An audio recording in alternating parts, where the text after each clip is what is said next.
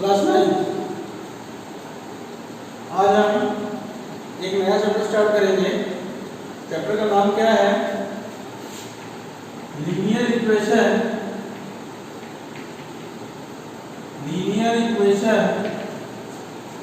इन two variables.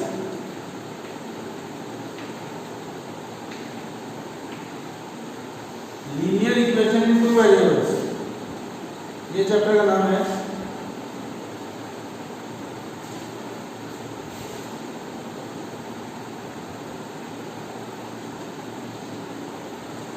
तो इसके पहले क्लास 8 में हमने लीनियर इक्वेशन तो पढ़ा था, लेकिन वो था linear equation in one variable. ठीक है ना? हमने जो चैप्टर पढ़ा है वो क्या था क्लास 8 में? Linear equation in one variable. मतलब हमें लीनियर इक्वेशन दिया जाता था और उसमें हमारा एक वेरिएबल होता था, ओनली वन वेरिएबल। लेकिन अब जो है क्लास 9 में हमें लीनियर इक्वेशन ही पढ़ना है, लेकिन उसमें टू वेरिएबल होते हैं। उसमें दो वेरिएबल, इसके पहले वाले में सिर्फ एक ही वेरिएबल होता था और वो होता था x। अब इस चैप्टर में हमारे पास दो वेरिएबल होंगे, एक होगा x, दूसरा होगा y। ठीक है? तो सबसे पहले तो लीनियर इक्वेशन कहते किसे हैं भाई? फिर से हम रिवाइज कर दें कि किसी भी इक्वेशन को लीनियर इक्वेशन तब बोला जाता है जब उसके वेरिएबल की जो पावर हो, जो डिग्री हो उस इक्वेशन का, वो 1 होना चाहिए। ठीक है? अब डिग्री कैसे देखते हैं? डिग्री होता है वेरिएबल का हाईएस्ट पावर। जो भी वेरिएबल आपके इक्वेशन में दिया है, अगर उसका हाईएस्ट पावर 1 है तो फिर वो लीनियर इक्वेशन होगा। ठीक है? अगर हाईएस्ट पावर 1 नहीं है तो फिर वो लीनियर इक्वेशन नहीं होगा। For example x plus Y minus 1 is equal to 0। ये जो है हमारा एक लीनियर इक्वेशन है और इसमें हमारे कितने वेरिएबल हैं भाई? दो वेरिएबल हैं। एक वेरिएबल x हो जाएगा, दूसरा वेरिएबल y हो जाएगा। और ये लीनियर इक्वेशन क्यों है? क्योंकि जहां जहां पे भी वेरिएबल है हमारा, उसका पावर 1 है। जैसे x का पावर ऊपर कुछ नहीं लिखा है, मतलब 1 है। यहाँ पे जो y लिखा है वो दूसरा वेरिएबल है, इसके भी ऊपर कुछ नहीं लिखा है, इसका मतलब कि इसका पावर 1 है। इसका मतलब दोनों वेरिएबल का पावर 1 होने की वजह से ये जो हमारा इक्वेशन है, ये कैसा इक्वेशन होगा भाई? Linear equation in two variables. ठीक है? तो हमें जो है इन्हीं टाइप के इक्वेशन के बारे में थोड़ा सा पढ़ना है। ये चैप्टर भी बहुत आसान है। जैसा इसके पहले कोऑर्डिनेट ज्योमेट्री था, वैसे ही ये वाला चैप्टर भी बहुत ही आसान है। तो देखो भाई,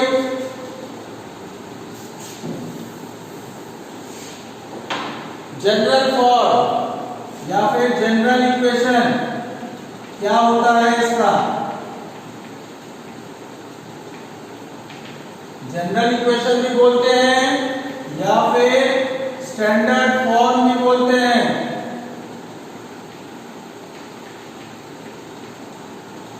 किसी भी linear equation in two variable का जनरल फॉर्म बोलो या फिर स्टैंडर्ड फॉर्म बोलो, दोनों एक ही चीज है। तो क्या होता है भाई?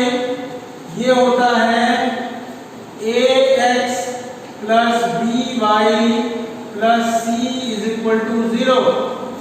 ax plus by plus c is equal to 0।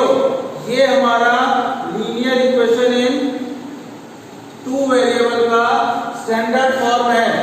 ठीक है? जहां पे कि जो ये a है वो हमारा होता है कोफिशिएंट ऑफ x, a जो है वो हमारा है कोफिशिएंट ऑफ x, b हमारा है coefficient of y, coefficient of y, और c हमारा है कांस्टेंट। इसके अलावा a b c जो हैं all are real numbers, all are real numbers. ये तीनों के तीनों जो है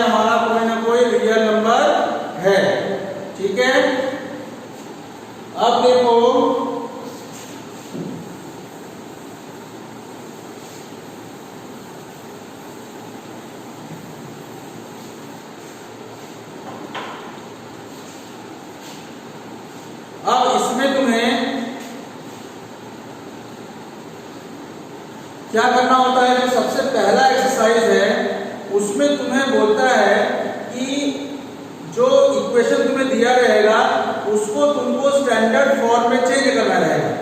जो भी तुम्हें इक्वेशन दिया रहेगा linear equation in two variable, उसको तुम्हें स्टैंडर्ड फॉर्म में चेंज करना रहेगा। स्टैंडर्ड फॉर्म का मतलब जो हमने अभी लिखा ax plus by plus c is equal to 0, इस फॉर्म में तुम्हें पहले चेंज करना रहेगा और चेंज करने के बाद तुम्हें a, b और c की वैल्यू लिखनी रहेगी।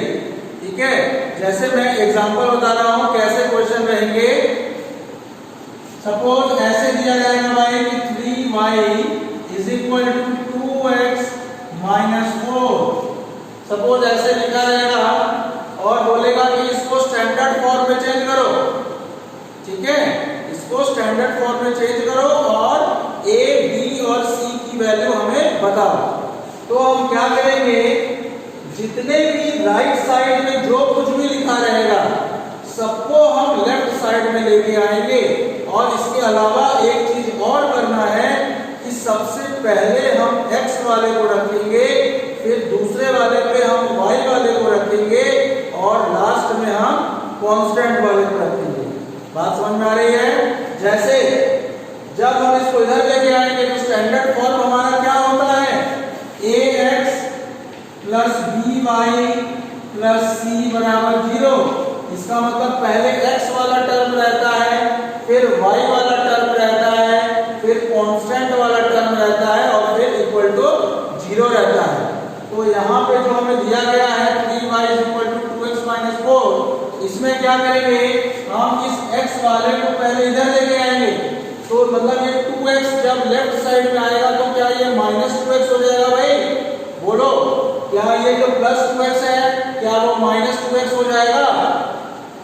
तो ये जो माइनस 2x हो जाएगा तो पहले हम माइनस 2x लिखेंगे क्योंकि स्टैंडर्ड फॉर्म में पहले x को लिखा जाता है। ठीक है, उसके बाद y को लिखा जाता है, यानी कि ये 3y तो लेफ्ट साइड में ही है तो इसलिए ये जैसे का तैसा प्लस 3y हो जाएगा, क्योंकि 3y के आगे कोई साइन नहीं है, इसका मतलब ये प्लस है तो ये प्लस 3y हो जाएगा। और ये जो बराबर के उस तरफ में माइनस 4 है उसको हम लेफ्ट साइड में लेके आएंगे तो ये कितना हो जाएगा, प्लस 4 इज इक्वल टू 0। तो देखो भाई अब ये स्टैंडर्ड फॉर्म में चेंज हो चुका है। पहले ax है प्लस by है plus c is equal to 0 है।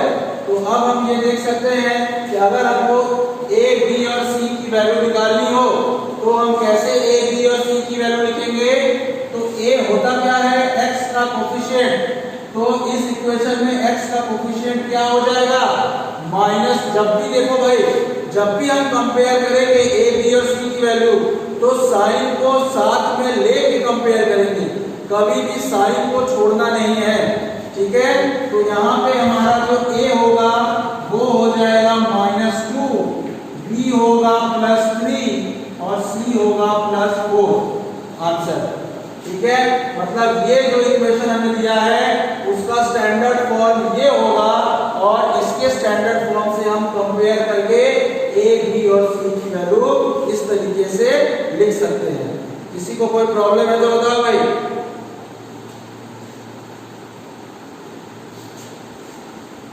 है कोई problem?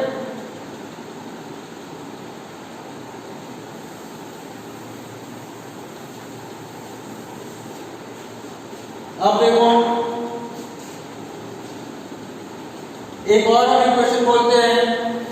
Suppose x is equal to -3y plus 2 ऐसा लिखा हुआ है और कह रहा है कि इसको स्टैंडर्ड फॉर्म में चेंज करो और हमें a, b और c की वैल्यू बताओ। तो देखो स्टैंडर्ड फॉर्म में सबसे पहले x होता है तो x तो हमारा लेफ्ट हैंड साइड में ही है, लेफ्ट साइड में ही है तो x को हमने सबसे पहले एज इट इज लिख लिया। फिर सेकंड पे हमारा y होता है तो ये जो इक्वल की इस तरफ -3y है इसको हम इस तरफ लेके आएंगे तो ये हो जाएगा +3y। ठीक है, और इक्वल की इस तरफ जो ये +2 है अब इसको हम इधर लेके आएंगे तो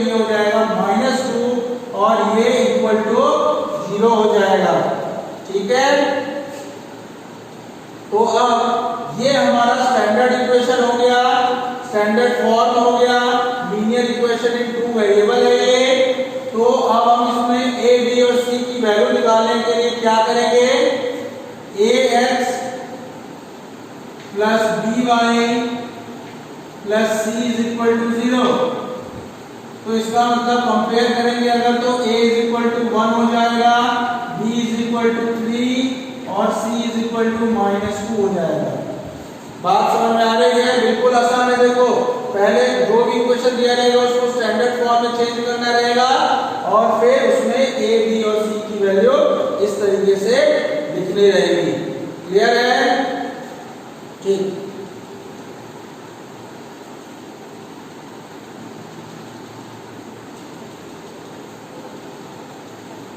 हाँ, अब आगे चलते हैं।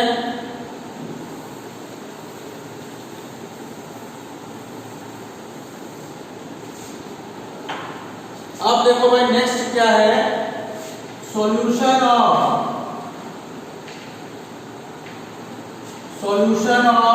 लीनियर इक्वेशन,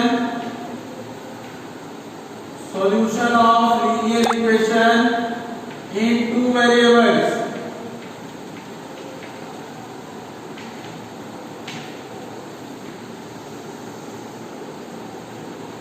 हमें कोई linear equation in two variable दिया हुआ रहेगा और हमें उसके कुछ सॉल्यूशन लिखने को कहेगा। अब एक चीज हम सबसे पहले सॉल्यूशन के पहले बता दें कि किसी भी इक्वेशन में खाली ये linear equation in two variable की बात नहीं है, अगर ये 3 वेरिएबल हो, 4 वेरिएबल हो, 5 वेरिएबल हो, कितना भी वेरिएबल हो, एक चीज ये ध्यान दे देना कि जिस इक्वेशन में जितने वेरिएबल होते हैं, अगर तुम्हारे पास उतने ही इक्वेशन हैं, जैसे अगर लीनियर इक्वेशन जब हमने 1 वेरिएबल का क्लास 8 में पढ़ा था, उसमें 1 वेरिएबल होता था, तो एक इक्वेशन जब हमें देता था तो हम उसमें से x की वैल्यू निकाल सकते थे। लेकिन अब जब ये 2 वेरिएबल का हो जा रहा है और अगर हमें सिंपल एक ही इक्वेशन दे, जैसे अगर हम लिख दें x plus Y minus 1 is equal to 0 और इसमें से बोला जाए कि इसमें कितने सॉल्यूशन होंगे, तो देखो भाई चूंकि ये 2 वेरिएबल का है और ये नंबर ऑफ इक्वेशन 1 ही है, यानी कि एक ही है, इसलिए इसमें इनफाइनाइट सॉल्यूशन होते हैं। ठीक है, हम तुमको एक जनरल रूल बता देते हैं कि अगर नंबर ऑफ वेरिएबल अगर बराबर होता है किसके, नंबर ऑफ इक्वेशन के, अगर नंबर ऑफ वेरिएबल और नंबर ऑफ इक्वेशन हमारे सेम हो तो फिर नंबर ऑफ सॉल्यूशन हमारे कितने होते हैं भाई, नंबर ऑफ सॉल्यूशन हमारा 1 होता है। ठीक है, अगर जितने हमारे पास वेरिएबल है उतने ही अगर हमको इक्वेशन दिया हुआ है तो हमें उसमें सिंपल एक सॉल्यूशन मिलता है। अगर नंबर ऑफ वेरिएबल ज्यादा हो जाता है, इन जनरल यही 2 केस तुमसे पूछा जाएगा। अगर नंबर ऑफ वेरिएबल ज्यादा है, ये किसका साइन है भाई, ये जो है ग्रेटर देन का साइन है। ग्रेटर देन मतलब कि अगर नंबर ऑफ वेरिएबल ज्यादा है, इससे नंबर ऑफ इक्वेशन से, अगर नंबर ऑफ वेरिएबल ज्यादा है नंबर ऑफ इक्वेशन से, तो जो नंबर ऑफ सॉल्यूशन होते हैं, नंबर ऑफ सॉल्यूशन होते हैं वो कितने होते हैं भाई, इनफाइनाइट होते हैं। ठीक है, अब इस चैप्टर में ध्यान दीजिएगा कि तुम्हें एक ही इक्वेशन दिया रहेगा। तुम्हें कितने इक्वेशन दिए हुए रहेंगे, एक ही इक्वेशन। जैसे हमने ये इक्वेशन बोला कि x plus Y minus 1 is equal to 0, ये सिंगल इक्वेशन है, एक इक्वेशन है। लेकिन तो इसमें अगर हम नंबर ऑफ इक्वेशन की बात करें तो नंबर ऑफ इक्वेशन कितना हुआ, 1। लेकिन इसमें नंबर ऑफ वेरिएबल कितने हैं? नंबर ऑफ वेरिएबल हमारे इसमें 2 है। कौन कौन से? 8x और दूसरा y, ठीक है ना। तो देखो भाई इसमें नंबर ऑफ वेरिएबल ज्यादा है कि नंबर ऑफ इक्वेशन ज्यादा है, या दोनों बराबर है? तो हम देख सकते हैं कि यहाँ पे नंबर ऑफ वेरिएबल ज्यादा है। इसका मतलब ये इस केस में आता है कि नंबर ऑफ वेरिएबल ग्रेटर है नंबर ऑफ इक्वेशन से। तो जब नंबर ऑफ वेरिएबल ज्यादा हो जाएगा नंबर ऑफ इक्वेशन से, तो हमारे कितने सॉल्यूशन हो सकते हैं? इनफाइनाइट सॉल्यूशन हो सकते हैं। बात समझ में आ रही है बेटा कि हमें इस चैप्टर में जितने भी इक्वेशन तुम्हें दिए जाएंगे उसमें कितने सॉल्यूशन होंगे? इनफाइनाइट सॉल्यूशन होंगे, ठीक है। और हमें जो पूछेगा उन इनफाइनाइट सॉल्यूशंस में से कुछ सॉल्यूशन पूछेगा। जैसे बोलेगा कि 2 सॉल्यूशन बताओ, या फिर 3 सॉल्यूशन बताओ, या फिर 4 सॉल्यूशन बताओ, ठीक है। क्योंकि इसमें इनफाइनाइट सॉल्यूशन है तो तुमसे कितना भी सॉल्यूशन पूछ सकता है, चाहे वो 1 सॉल्यूशन पूछे, चाहे 2, 3, 4, 5, कितना भी पूछे, हम एक एक करके बता सकते हैं। जैसे हम अभी एग्जांपल लेके बताने जा रहे हैं।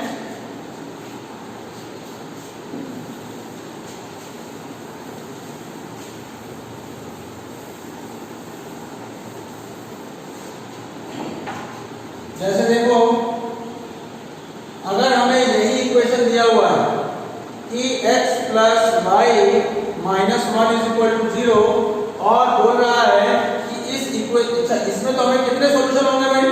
ये तो हमने बता दिया कि इनफाइनाइट सॉल्यूशन होंगे। लेकिन हमें क्वेश्चन में क्या पूछ रहा है कि इसके 3 सॉल्यूशन बताओ। कितने बताओ भाई? Right 3 solutions, right 3 solutions.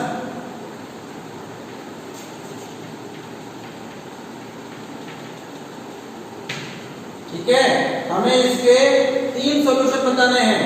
तो देखो सबसे पहले सॉल्यूशन निकालने के लिए क्या करते हैं कि x और y जो 2 वेरिएबल दिए हुए हैं उनमें से सिर्फ एक वेरिएबल को तुम्हें लेफ्ट साइड में रखना है, बाकी उस वेरिएबल को छोड़ के जो भी कुछ है, कांस्टेंट हो, दूसरा वाला वेरिएबल हो, कुछ भी है, उन सबको हम राइट साइड में भेज देंगे, ठीक है। जैसे सपोज इसमें हमने एक वेरिएबल को लेफ्ट साइड में कर लिया, जैसे मान लो ये x है, तो सपोज हमने x को इधर रख दिया, तुम y को भी इधर रख सकते हो भाई, कोई मना नहीं है, ठीक है। हम x और y किसी को भी हम लेफ्ट साइड में रख सकते हैं और किसी को भी हम राइट साइड में भेज भी सकते हैं। तो सपोज हमने यहाँ पे x को इधर रख लिया और बाकी दोनों टर्म है उनको बराबर के उस तरफ कर ले, यानी कि x इज इक्वल टू हो जाएगा प्लस वाई उधर जाएगा तो माइनस वाई, और माइनस 1 उधर जाएगा तो प्लस 1। बात समझ में आया? अब इतना लिखने के बाद हमें सॉल्यूशन निकालना है।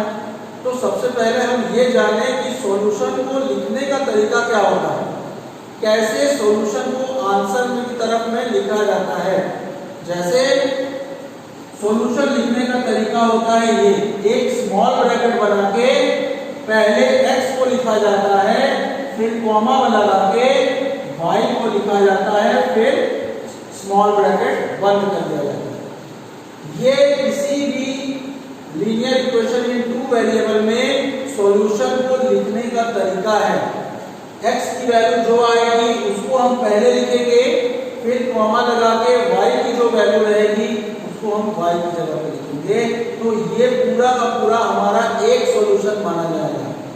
बात समझ में आ रही है? जैसे अब अगर हमको इसका सॉल्यूशन निकाले और अगर तुमसे कोई बोले कि एक सॉल्यूशन बताओ भाई, तो हम क्या करेंगे, ये जो y है लेफ्ट साइड राइट साइड में जो हमारा जो वेरिएबल है उसकी जगह पे अपने मन से तुम कोई भी वैल्यू रख दो।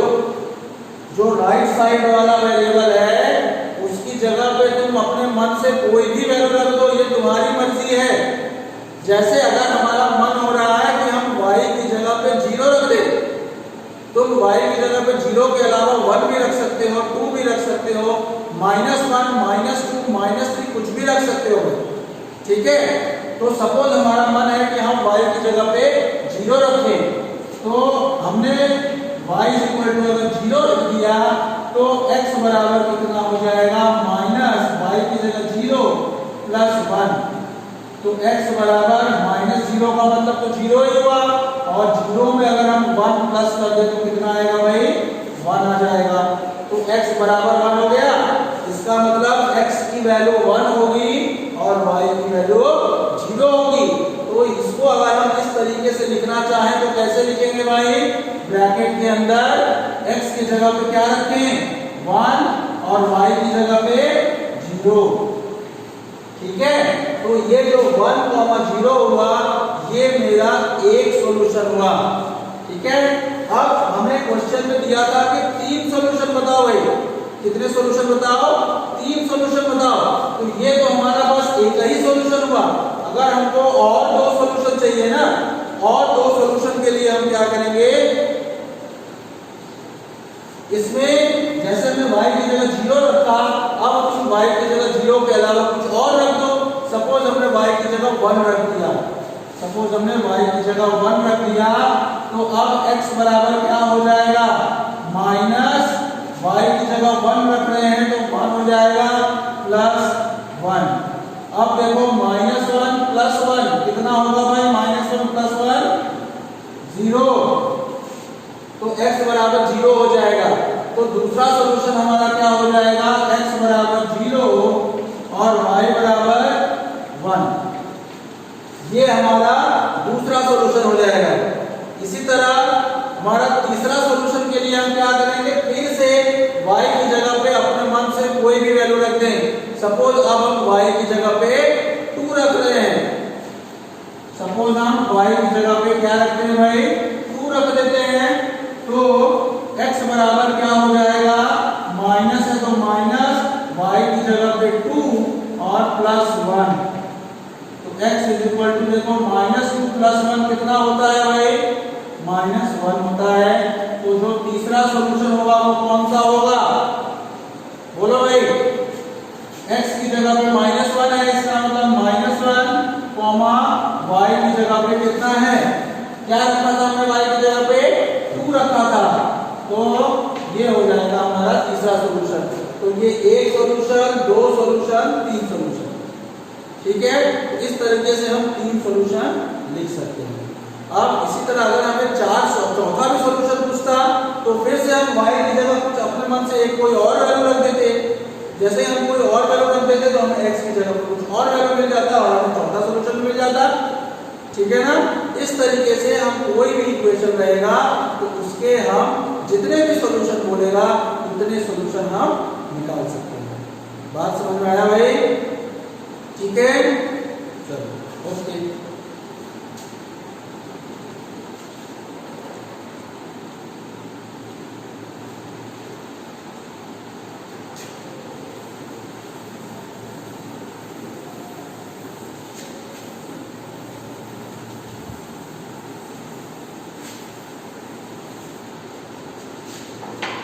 अब देखो इसमें नेक्स्ट में क्या पूछता है, इसमें तुम्हें एक लीनियर इक्वेशन देता है, एक लीनियर इक्वेशन इन 2 वेरिएबल तुम्हें दे देगा।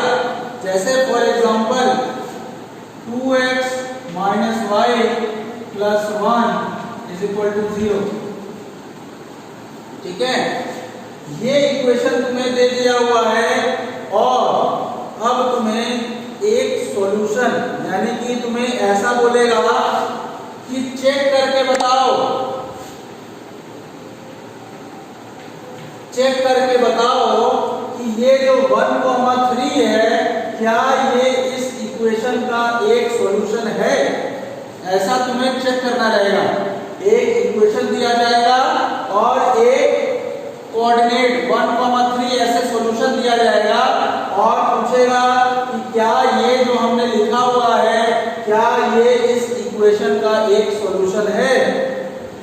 तो इसको चेक करने के लिए हम क्या करते हैं कि जो भी चीज तुम्हें दी हुई रहेगी, जैसे यहाँ पे 1,3 हमने लिखा है, तो इस इस तरीके से कैसे लिखा जाता है, पहले तो x होता है और दूसरे में y होता है। हमने अभी बताया कि सॉल्यूशन को लिखने का तरीका कैसा होता है, पहले x होता है फिर कॉमा लगा के y होता है।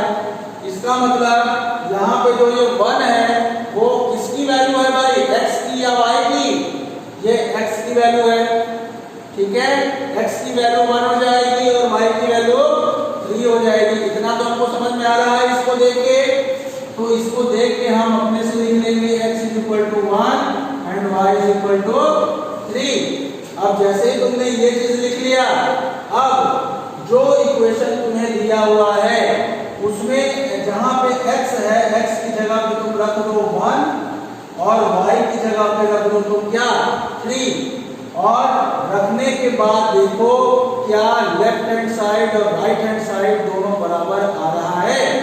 अगर लेफ्ट हैंड साइड और राइट हैंड साइड दोनों बराबर आ रहा है तो हम कहेंगे कि हाँ ये जो 1,3 लिखा है ये एक सॉल्यूशन होगा। और अगर वैल्यू रखने के बाद अगर लेफ्ट हैंड साइड और राइट हैंड साइड की वैल्यू सेम नहीं आ रही है तो फिर हम कहेंगे कि ये जो 1,3 है वो सॉल्यूशन नहीं है। बात समझ में आ रही है? तो देखो इसमें क्या करेंगे हम, इस इक्वेशन में x की जगह पुट कर दो, वैल्यू रख दो, x की जगह पे क्या रखेंगे 1, माइनस है तो माइनस, अब y की जगह पे रखेंगे क्या 3 + 1 = 0। तो 2 × 1 2 है, -3 + 1 = 0। अब +2 + 1 3 और ये -3 = 0। अब देखो 3 - 3 कितना हो गया, 0 हो गया, 0 = 0। तो लेफ्ट हैंड साइड और राइट हैंड साइड दोनों सेम आ रहा है भाई, इधर भी 0 है उधर भी 0 है। तो जो चूंकि लेफ्ट हैंड साइड और राइट हैंड साइड दोनों बराबर आ रहा है इसलिए हम कहेंगे कि ये जो 1,3 है वो हमारा इस इक्वेशन का क्या है भाई, ये सॉल्यूशन है। बात समझ में आ रहा है? बिल्कुल आसान है, कोई दिक्कत है तो बताओ, ठीक है। चलो एक एग्जांपल हम और देते हैं चेक करने के लिए। x - 2y + 2 = 0, ठीक है। तो हमने बोला कि 2, 2 ये बताओ भाई कि 2, 2 इस इक्वेशन का सॉल्यूशन है या नहीं। तो इसके लिए हम क्या करेंगे, x की जगह क्या है 2 है और y की जगह भी 2 है, क्योंकि पहले पे x है दूसरे पे y है, तो इसमें दोनों में ही 2 और 2 है। इसका मतलब x भी हमारा 2 है और y भी हमारा 2 ही है। तो हमको चेक करने के लिए हम क्या करेंगे, x की जगह हम क्या करें 2 रख दें, तो 2 हो गया -2 × y यानी कि 2 × y की जगह 2 + 2 = 0। तो देखो भाई 2 + 2 ये हो गया 4 और -2 × 2 2 × 2 कितना होगा 4 = 0। तो 4 - 4 कितना हुआ भाई 0। तो फिर से 0 = 0 आ गया, फिर से 0 = 0 आ गया। इसका मतलब लेफ्ट हैंड साइड और राइट हैंड साइड हमारा बराबर है। इसका मतलब ये जो 2, 2 है वो हमारा इस इक्वेशन का सॉल्यूशन होगा। बिल्कुल समझ में आ रहा है अच्छे से? चलो अब एक और बता देते हैं। Suppose 2x - 3y + 1 = 0। तो अब सपोज हमने लिखा 1, 3। अब तुम्हें बताना है कि 1, 3 इसका सॉल्यूशन है या नहीं, चेक करना है। तो हम क्या करेंगे, x की जगह पे क्या रखेंगे 1 और y की जगह पे क्या रखेंगे 3, क्योंकि पहला वाला x होता है दूसरा वाला y होता है। तो x = 1 रखेंगे और y = 3 रखेंगे, ठीक है। तो अब इसमें हम 2x है तो 2 × x की जगह पे 1 रखेंगे, माइनस 3 इंटू वाई, यानी कि 3 इंटू वाई की जगह पे हम 3 रखेंगे plus 1 is equal to 0। 2 into 1 तो 2 हो गया, माइनस 3 इंटू 3 हमारा 9 हो गया, प्लस 1 इज इक्वल टू 0। तो 2 प्लस 1 3 हो गया, 3 माइनस 9 इज इक्वल टू 0। अब 3 माइनस 9 कितना होता है, माइनस 6 होता है, तो माइनस 6 इज इक्वल टू 0। तो क्या माइनस 6 और 0 दोनों सेम चीज है? सेम चीज नहीं है ना भाई। इसका मतलब left hand side is not equal to right hand side. Left hand side यानी कि LHS is not equal to RHS यानी कि राइट हैंड साइड। तो जब लेफ्ट हैंड साइड और राइट हैंड साइड दोनों बराबर नहीं है, इसका मतलब जो ये 1,3 है वो इस इक्वेशन का सॉल्यूशन नहीं होगा। तो हम लिखेंगे कि 1,3 is not a solution. 1,3 is not a solution. Answer. तो बताओ भाई, ऐसे अगर क्वेश्चन पूछा जाए तो क्या तुम लोग बता लोगे, चेक कर लोगे कि आ रहा है कि नहीं आ रहा है, इजी है या टफ है? इजी है ना? चलो ठीक है भाई, तो आज की क्लास हम यहीं तक रखेंगे। अब इसके बाद वाली जो क्लास होगी उसमें हमको ग्राफ बताना है कि लीनियर इक्वेशन इन 2 वेरिएबल्स का ग्राफ कैसे खींचते हैं। अगर तुम्हें एक इक्वेशन दे दिया जाए तो उसका हम ग्राफ कैसे खींचते हैं, और उसके बाद हमें x एक्सिस और y एक्सिस का इक्वेशन और उसके पैरेलल कोई भी अगर लाइन है तो उसका भी इक्वेशन, ये 2 चीज और हमें इस चैप्टर में पढ़ना है। तो ये चैप्टर भी खत्म हो जाएगा। उसके बाद हम इस चैप्टर के सारे एक्सरसाइज को 1 बाय 1 करेंगे। ठीक है, तो आज के लिए इतना ही है। आज की क्लास में बस इतना ही पढ़ेंगे।